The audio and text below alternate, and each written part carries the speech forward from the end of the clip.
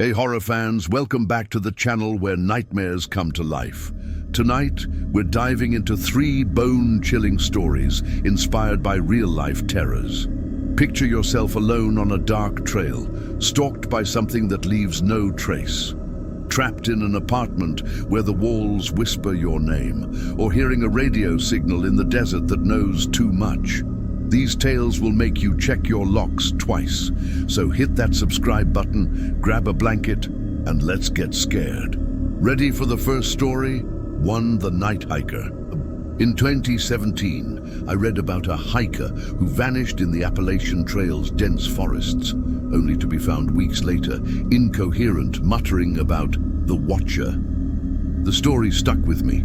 And last summer, I decided to hike a remote section of the same trail in Virginia, alone. I'm no novice. Years of solo treks taught me to pack light, stay alert, and trust my instincts. But nothing prepared me for that night. The first day was uneventful. Towering pines, birdsong, and the crunch of leaves underfoot. I set up camp near a small creek, the kind of spot that feels like it's yours alone. As dusk settled, the forest grew quiet.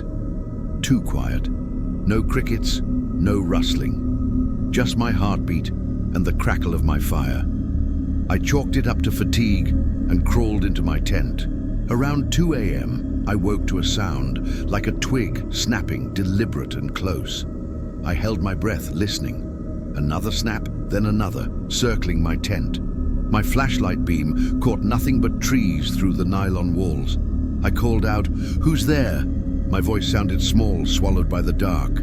No answer, but the snapping stopped. I didn't sleep again.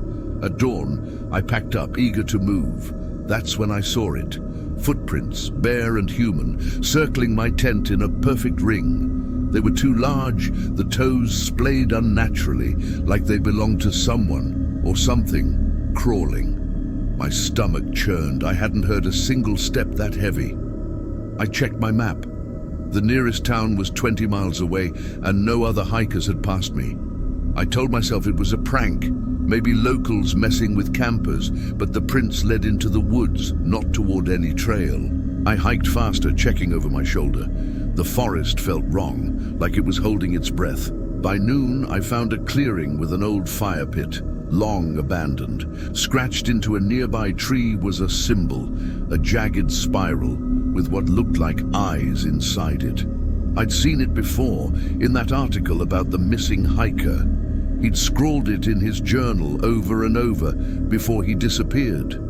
Night fell too soon. I couldn't shake the feeling of being watched. My flashlight flickered, though the batteries were fresh. Then I heard it. A low hum, like a voice, but not quite, coming from all directions. I swung my light around, catching glints in the trees. Eyes, maybe, or just my panic playing tricks. The hum grew louder, forming words I couldn't understand, like a chant from deep underground. I ran, branches tearing at my skin, until I stumbled onto a ranger station at dawn. The ranger listened to my story, his face pale. He didn't mention the footprints or the symbol, but said, "Some parts of these woods, they don't let go." He drove me to town and I never went back. Months later, I found a forum where hikers shared stories of the Watcher, a thing that stalks lone campers, leaving footprints and symbols humming until you lose your way. Some say it's a spirit, others something older. All agree, if you hear the hum, don't stop running. The apartment on Elm Street. When I moved to a small city in Ohio in 2023, I found a cheap apartment on Elm Street. The building was old, with peeling paint and creaky floors, but the rent was half what I'd expected. The landlord, a nervous man named Carl, warned me about occasional noises, but said it was just the pipes. I signed the lease, desperate for a place to stay after a bad breakup. The first week was fine. The apartment was small but cozy, with a bedroom overlooking a quiet alley. Then the noises started. Not pipes, low, rhythmic thumps like someone pacing in the unit above. Except I was on the top floor and Carl swore the attic was empty. I ignored it, blasting music to drown it out. But at night the thumps grew louder, always stopping when I banged on the ceiling. One night I woke to a different sound. Scratching, like nails on wood, coming from inside the walls. I pressed my ear to the bedroom wall, heart pounding. The scratching paused, then started again, faster, closer. I called Carl, who dismissed it as rats and promised to set traps. But the next day, I found no traps, and Carl stopped answering my calls. I started noticing other things. My keys would move from the counter to the couch. My laptop, left open, would be closed when I returned. Once, I found a handprint on the bathroom mirror, too large to be mine, smeared in something sticky. I installed a cheap security camera, the kind that records when it detects motion. The first night, it caught nothing but static. The second night, it recorded me sleeping, but in the corner of the frame, a shadow moved, human-shaped, standing still for hours before vanishing. I researched the building's history. In 1998, a tenant on my floor had disappeared. Police found no trace, only a journal describing someone in the walls watching him. The case was never solved. I confronted Carl, who looked sick and muttered about things best left alone, before hanging up. That night, the thumps became footsteps, heavy and deliberate, circling my bed. I locked the bedroom door, but the handle rattled, slow and insistent, like someone testing it. At 3 a.m., the power cut out. My phone flashlight showed scratches on the inside of my door, fresh and deep. I grabbed my bag and ran, not stopping until I reached a motel. I never went back. The landlord refunded my deposit without a word. Last I checked, the apartment still listed, rent even lower. Sometimes I dream of those footsteps, circling closer, and wake up checking the locks. 3. The signal. In 2024, I worked as a technician for a rural radio station in New Mexico, maintaining equipment in a dusty tower surrounded by desert. The job was lonely but simple. Check the signal, fix the gear, and leave.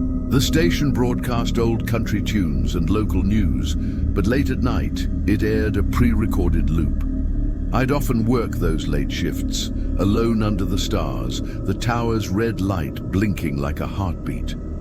One night, the signal cut out at 1 a.m. Static hissed through the speakers, then a faint voice garbled like it was underwater. I checked the equipment. Everything was fine, but the voice kept coming, saying numbers. 47, 1982. I thought it was a prank.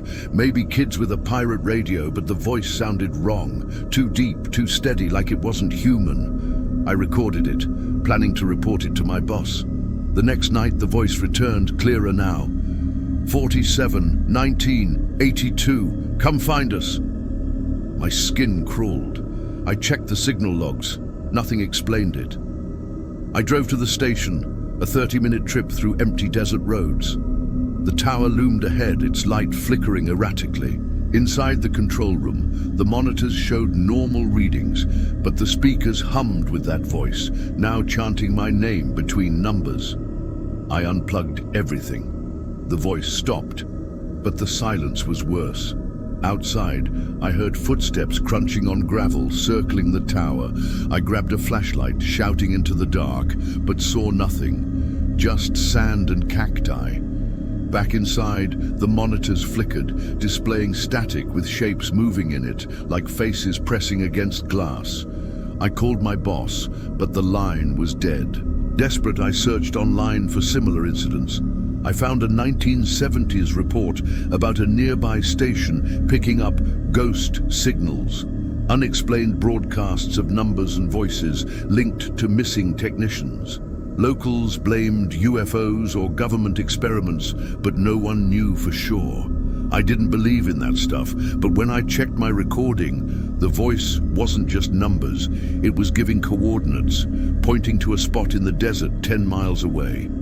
Against my better judgment, I drove there at dawn. The coordinates led to a dry riverbed, empty except for a rusted radio receiver half buried in the sand. It was ancient, older than the station, but it hummed faintly, powered by nothing. As I touched it, my truck's radio blared to life, screaming my name in that same deep voice. I sped back, quit the job, and moved states. I still check my radio sometimes, terrified I'll hear those numbers again, calling me back to the desert.